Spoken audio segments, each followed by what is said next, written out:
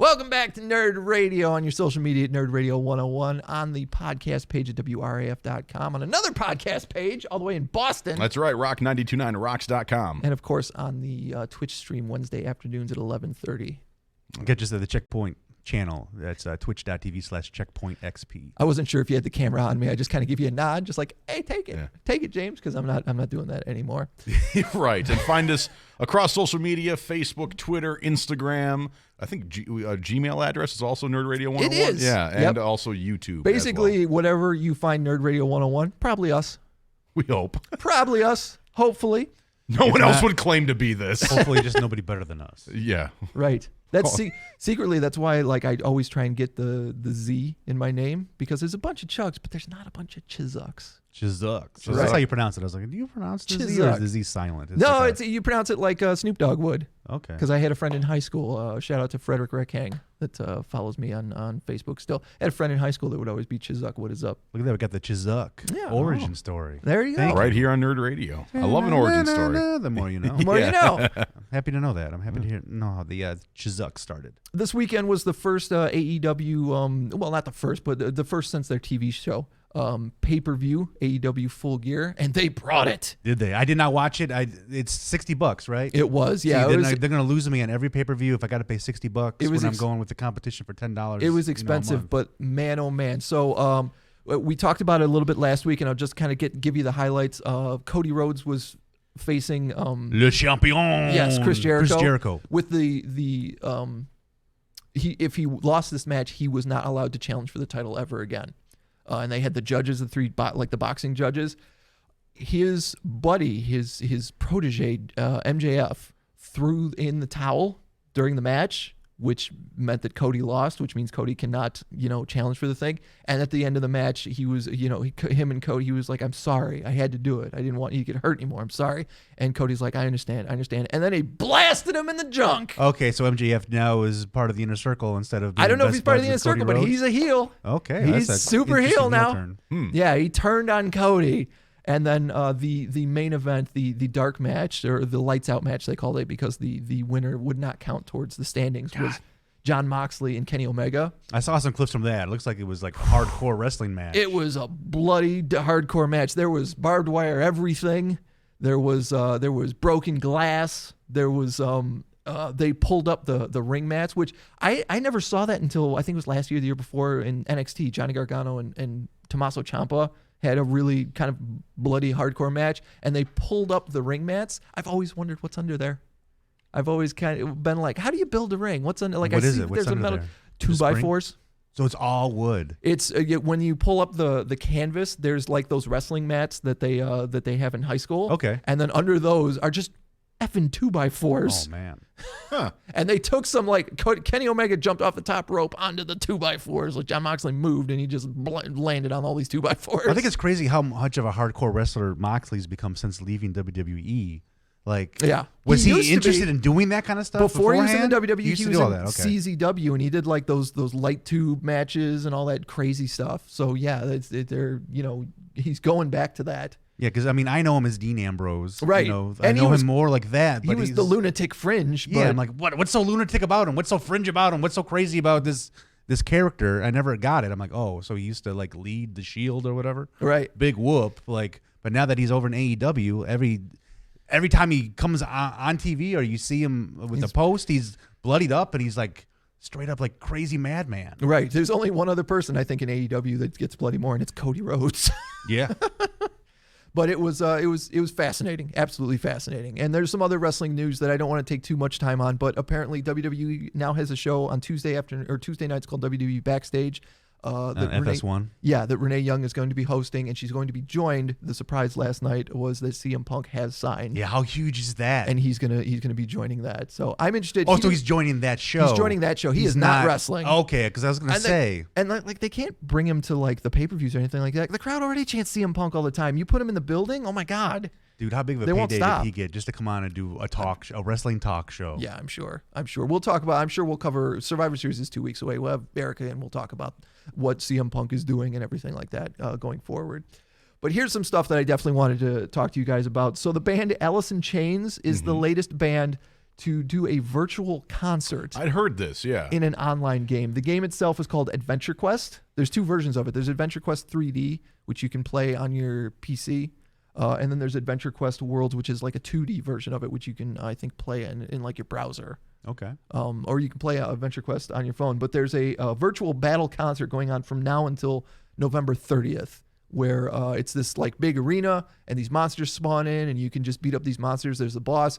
And on the side of the arena, is a digital version of Alice in Chains. And they're playing Check My Brain and some of the stuff from Rainier Fog, their latest album.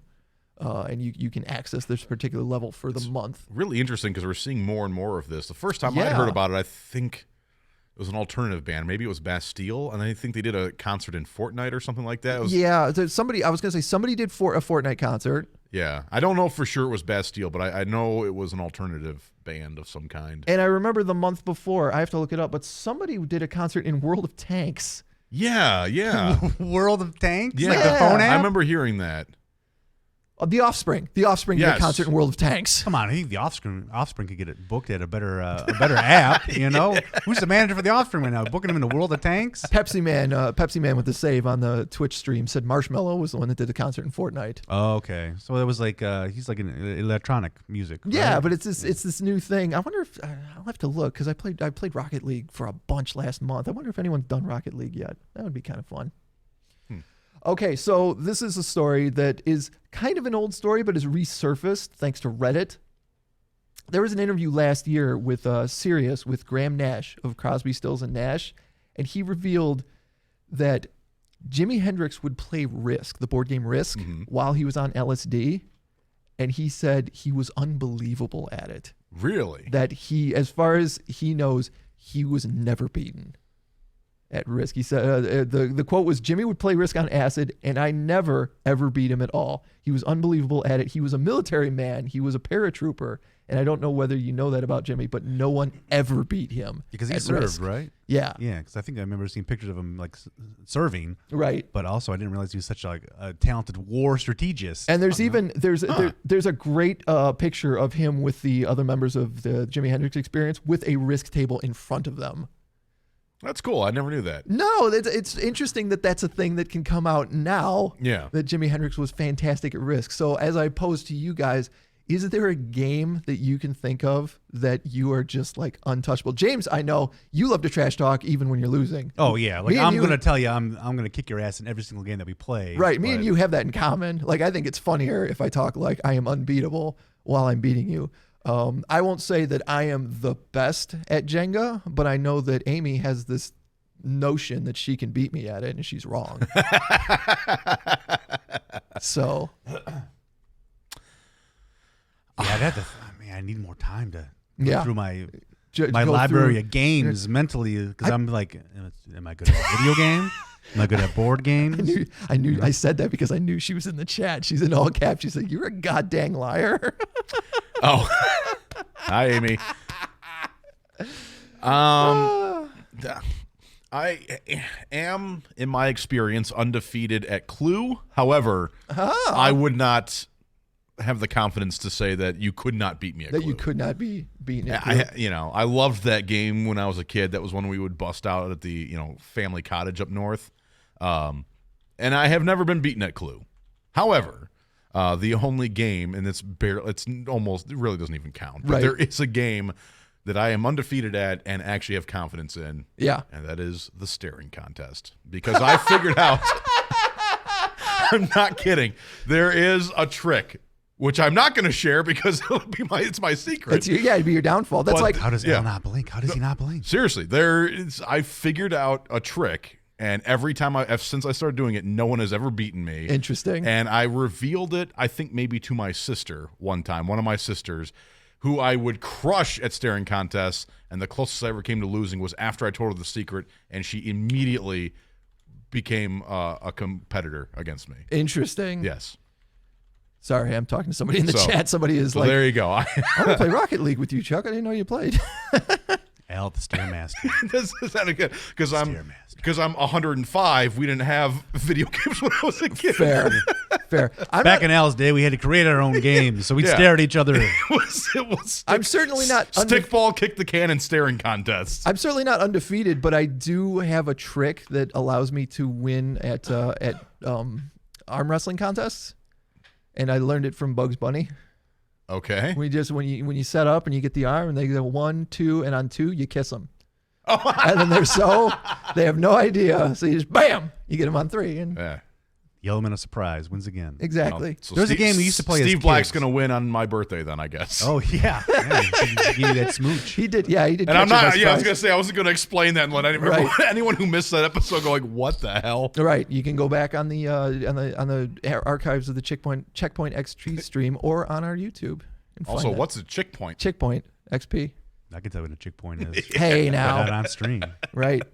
Oh, I think they're on stream. I do play a lot of Tetris, thanks to that Tetris, that online 99? Tetris thing. Yeah, Tetris 99. I do play a lot of Tetris. I think I think my skills are pretty good. Oh, we should go head to head because I think I'm very good at Tetris as well. But Yeah. I'm not confident enough to say that nobody can beat me in it. Right. The one game that I would say I could probably beat pretty much anybody in, unless I find somebody much stronger than me. I was going to say, what's the most game you're most confident in? Sure. Like we used to play this game growing up. It was similar to baseball, but we take a tennis ball, you throw it at the ground, let it bounce, and then it would hit a wall and bounce off the wall, and then where it would land, depending on where it would land, would determine what kind of a hit you got.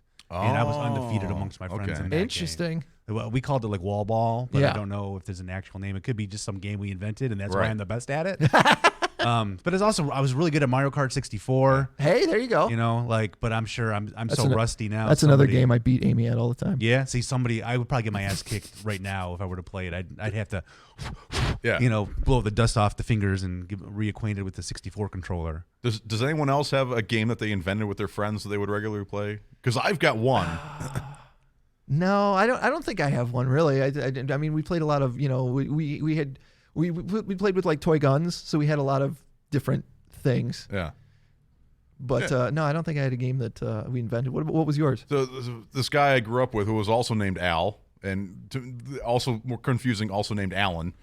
He was like my childhood best friend, and we used to take a baseball, throw it as high up into the air as you could, and it was like a pop fly. Sure. And then it was full contact. Who could catch the ball? Oh, wow. Man, Full contact. No surprised holds Al's got all of barred. his eyes and limbs. Yeah, right. I am partially blind, so. You're right. And yes. So we got the origin story of Chizuk, and we also have why Al is partially blind. Why is Al Right. blind? No, I had nothing to do with that. But no, it would be full contact. And, you didn't always catch it. So, and we would just take turns back and forth who threw it up in the air because obviously you could potentially have the advantage. Yeah. And we called it up to 5 because we discovered whoever caught it 5 times, you win because we couldn't play longer. So than now that. when you say baseball, you're talking like regulation hardball baseball? Throwing a the hard ball up stitched to the- leather. Oh, my God. It started the way it started was just playing catch, and then every so often we throw each other a pop fly and get under it. And I don't know, one of us had the idea to run into the other one and try and throw the pop fly and then try to catch it ourselves. Right. Al, I never knew you were such an extreme athlete. Extreme. Extreme Al. I saw a video online. Somebody was playing something similar where they were taking a basketball and everybody everybody gets in a circle and looks down, and one person takes a basketball and fires it up in the air, and whoever it hits is out. And they just keep doing this until they just keep going around when You're firing it straight up in the air? you fire or it straight up in just the air. wait and just you let can't. it Yeah, you hit can't you? look. You have to let it hit you in the back of the head or the back or whatever.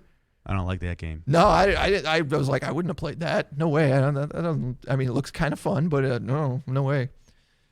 But I enjoy. I thank you guys for playing along with. What game are you? I can't believe I had an untouchable? answer for anything ever.